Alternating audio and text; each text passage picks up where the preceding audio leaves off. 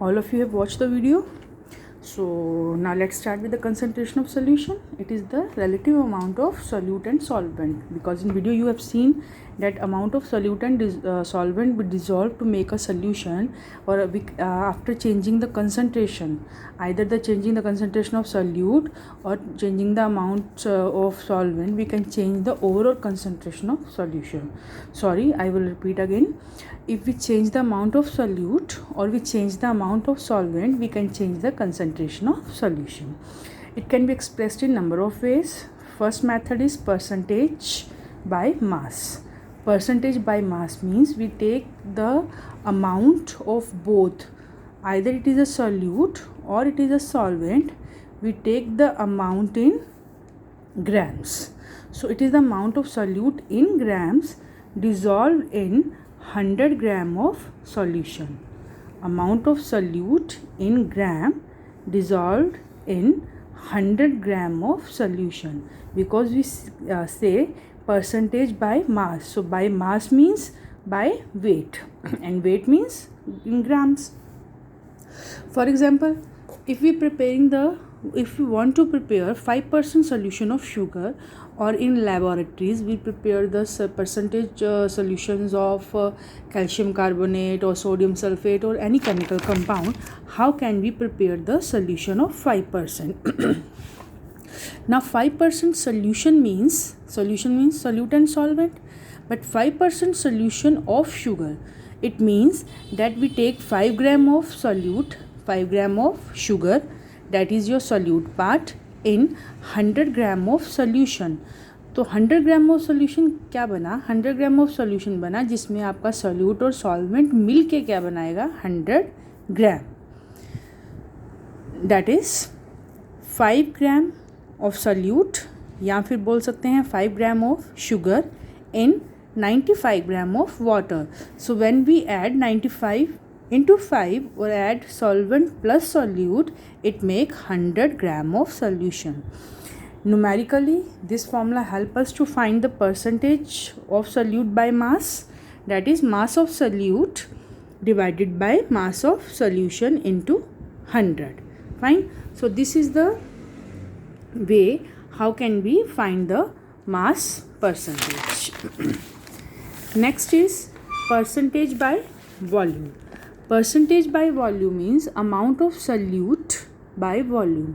In previous case we take by mass, that's why we say in grams. In this, amount of solute is by volume, so we can say in milliliters.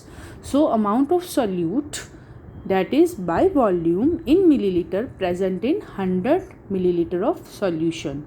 Because we are talking about volume, so volume means the unit of volume is milliliter, that's why we take milliliter. Example is 20% of alcohol. If we want to prepare 20% of alcohol, then we take 20 ml of alcohol in 100 ml of solution. Or you can say 20% of alcohol means 20 ml of alcohol in 100 ml of solution. And how it is prepared? We take 20 ml of alcohol and 80 ml of water. So when 80 plus 20, it make 100, and alcohol is a solute part and water is a solvent part. So when we mix, it make our 100 ml of solution. I am repeating again.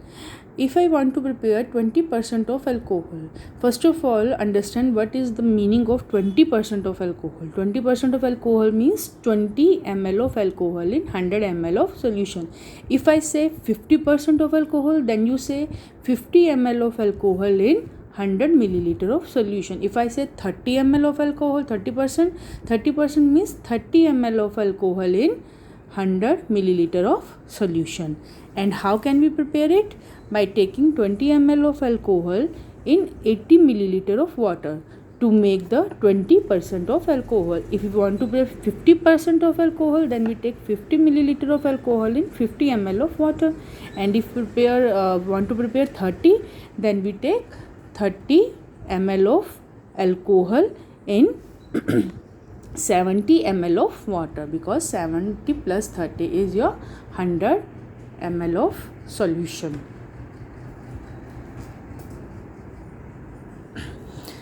and the formula by which we can find the percentage by volume, that is volume of solute divided by volume of solution into 100. So this is the formula to find your percentage of by volume. Then the third topic is mass by volume. Mass by volume is in which mass and volume both. So mass of solute divided by volume of solution into 100. So these are the three methods in which we can find the percentage of solution. So after doing these three topics, now we come to the numerical portion. First numerical is calculate the mass of sodium sulfate required to prepare its 20% mass percent. 20% is your mass percent solution in 100 gram of water. So what they have done, it is I have do some part of the question. So let I explain you. Now first understand what the question asking you. First question is calculate the mass of sodium sulfate. Now sodium sulfate is your solute part. Fine. So they asking कि आपको कितना mass चाहिए sodium sulphate का to prepare their 20% solution in 100 gram of water. So आपको mass यहाँ दे नहीं रखा है, मास आपको फाइंड करना है. और क्योंकि आपसे मास परसेंटेज पूछा है तो आपको परसेंटेज बाय मास का ही यहाँ पे फॉर्मूला अप्लाई करना है. फाइन. सो यहाँ पे आपको मास गिवन नहीं है. So we can say let the mass of solute required is x, क्योंकि ये हमें क्या करना है, फाइंड करना है. So mass of solute required is x and mass of solution क्या है आपका, सोल्यूशन क्या है आपका, सोल्यूट प्लस सॉल्वेंट. क्या है सोल्यूशन आपका, solute plus solvent. So that's why I am writing here x plus 100. X क्या है आपका सोल्यूट और 100 क्या आपको दे रखा है, 100 ग्राम ऑफ वाटर, यानी कि सॉल्वेंट आपको दे रखा है. तो x प्लस 100 क्या बन गया आपका, मास ऑफ सोल्यूशन. और जब हम ये फॉर्मूला अप्लाई करेंगे परसेंटेज निकालने के लिए, percentage by mass, so percentage by mass is equals to mass of solute divided by mass of solution into 100. अब आपको और क्या गिवन है इसमें, आपको यहाँ पे परसेंटेज गिवन है. Look in the question, required to prepare its 20%. तो 20% बाय मास आपको यहाँ पे ऑलरेडी गिवन है. मास ऑफ सोल्यूट कितना है आपका x और मास ऑफ सोल्यूशन कितना है x प्लस 100 इंटू 100. तो जब हम इसको सॉल्व करेंगे क्वेश्चन को, it become this into 100x, 20x plus 100x. Fine. So sorry I have 20x, यहाँ पे 100x नहीं, यहाँ पे 200 आएगा. ठीक है. सो यहाँ से हम क्या फाइंड कर लेंगे, x की वैल्यू. x की वैल्यू क्या आ जाएगी यहाँ पे आपका 80x इज इक्वल्स टू 200 और x is equals to 200 divided by 80. Fine. तो जब हम इसको टोटली सॉल्व करेंगे, सॉल्व करने के बाद, सॉरी यहाँ पे 0, तो जब सॉल्व करेंगे, सॉल्व करने के बाद हमारा यहाँ आंसर क्या आएगा अप्रॉक्सीमेटली, जब आप डिवाइड करोगे तो इट बिकम 2, बिकॉज 8 2 ज़ा 16. कितना बचा आपके पास, 4, 40 हो गया. तो 8 5 ज़ा 40, तो it become 25 gram. So this is your x. ये आपका क्या आ गया, mass of solute that is which we required to make such amount of solution. I hope you understand this question. मैं फिर एक्सप्लेन कर देती हूँ इसको. आपको कैलकुलेट क्या करना है, मास किसका, सोडियम सल्फेट का. सोडियम सल्फेट हमें कितना चाहिए ताकि हम उसका 20% सोल्यूशन 100 ग्राम वाटर में बना सकें. तो आपको यहाँ पे सॉल्वेंट का मास गिवन है, आपको यहाँ पे परसेंटेज गिवन है, आपको किसका मास फाइंड करना है, सॉल्यूट का. तो जब हम ये फॉर्मूला यूज़ करेंगे, इस फॉर्मूले में हम देखेंगे कि x तो हमें फाइंड करना है, सॉल्यूशन का मास क्या होगा, solute plus solvent that is x आपका सॉल्यूट और 100 क्या है आपका सॉल्वेंट।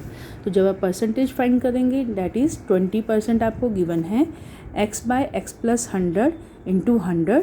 जब आप इसको इस साइड ले जाएंगे तो यहाँ पे हो जाएगा 20x 2000 100x।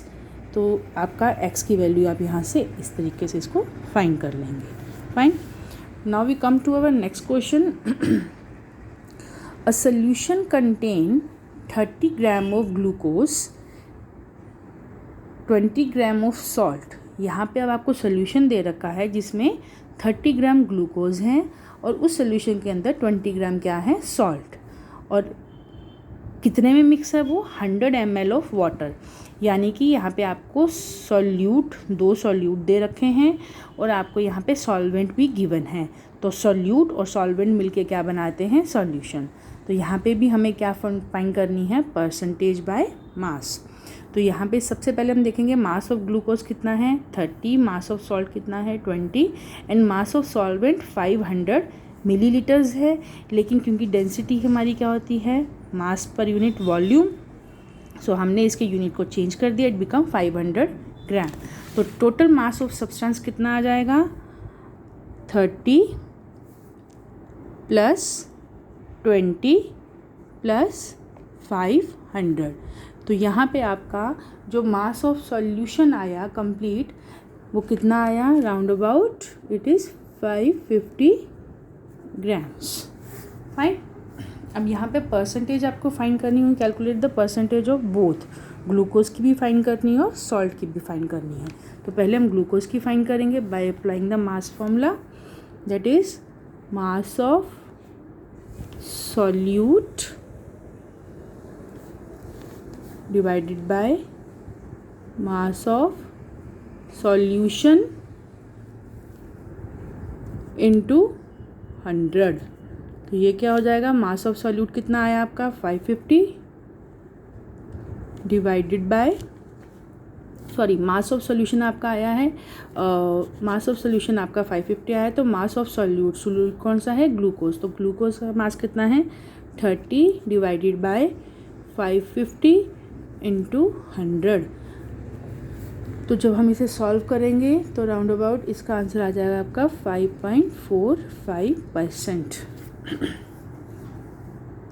देन सेम जैसे हमने ग्लूकोज का फाइंड करा है वैसे ही हमारा मास परसेंटेज ऑफ सॉल्ट भी हम ऐसे ही फाइंड करेंगे। सॉल्ट का मास आपको आई थिंक यहाँ पे गिवन है 20 डिवाइडेड बाय 550। तो ये आपका सॉल्व करके आ जाएगा 3.64%। So in this way you have solve this numerical. Now the next numerical is what volume of ethyl alcohol and what amount of ethyl alcohol and water must be mixed together to prepare 250 ml of 60% by volume of alcohol in water। Again I am repeating, what volume of alcohol ethyl alcohol and water must be mixed। कितना ethyl alcohol और पानी को हम mix करें ताकि हम उसका 60% by volume या हम प्रिपेयर कर सकें 250 ml of 60% by volume in alcohol. Fine, so let's the volume of alcohol is x। क्योंकि अल्कोहल यहाँ पे कौन सा रोल प्ले करेगा आपका सॉल्यूट का। So volume of alcohol is x, percentage by volume find करनी है। तो हम क्या देखेंगे यहाँ पे परसेंटेज बाय वॉल्यूम है तो यहाँ पे हम देखेंगे यहाँ पे आएगा आपका volume of alcohol and volume of solution. तो 60 is equals to x divided by 250 into 100। तो जब आप इसको पूरा प्रॉपर सॉल्व करेंगे तो आपकी x की वैल्यू आ जाएगी 150। फाइन, तो ये तो हो गया आपका x क्या है आपका वॉल्यूम ऑफ अल्कोहल। तो वॉल्यूम ऑफ अल्कोहल कितना आ गया आपका दैट इज़ 150। अब हमें और क्या फाइंड करना है इसमें volume of ethyl alcohol and water must be mix. तो हमने अल्कोहल का तो फाइंड कर लिया, अब इथाइल अल्कोहल का कैसे फाइंड करेंगे। जो हमारा 250 टोटल वॉल्यूम है 250 -150 इट गिव्स 100 ml। तो ये आपका वॉल्यूम आ जाएगा वाटर का। Fine, I hope you understand these 3 numericals. So now we come to our next topic, that is solubility. Because solutions के बाद क्या आती है, सॉल्युबिलिटी। सॉल्युबिलिटी मीन्स कि कितनी कोई सब्सटेंस एक फ़िक्स टेम्परेचर के ऊपर कितना किसी चीज़ में या सॉल्वेंट के अंदर, सॉल्वेंट यानी कि वाटर या कोई भी और सॉल्यूशन जिसके अंदर वो डिज़ोल्व हो सके। अब यहाँ पे सॉल्वेंट वाटर भी हो सकता है और यहाँ पे सॉल्वेंट और लिक्विड्स भी हो सकते हैं, ठीक है। सो सॉल्युबिलिटी क्या है? Solubility means the amount of solute which dissolve in 100 gram of solvent but at specific temperature. It means temperature should be fixed, कि फिक्स टेम्परेचर के ऊपर, जैसे हमारा रूम टेम्परेचर है, ठीक है। अभी हमारा रूम टेम्परेचर चल रहा है around about 35-36 degree. Fine. So अगर इस टेम्परेचर के ऊपर I am going to dissolve sodium chloride, it dissolve.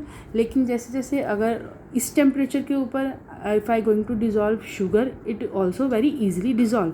But अगर रूम टेम्परेचर क्या हो जाए, इससे कम हो जाए, इट बिकम 18 और 20, तो सॉल्युबिलिटी रेट के ऊपर भी क्या है, इफ़ेक्ट पड़ेगा।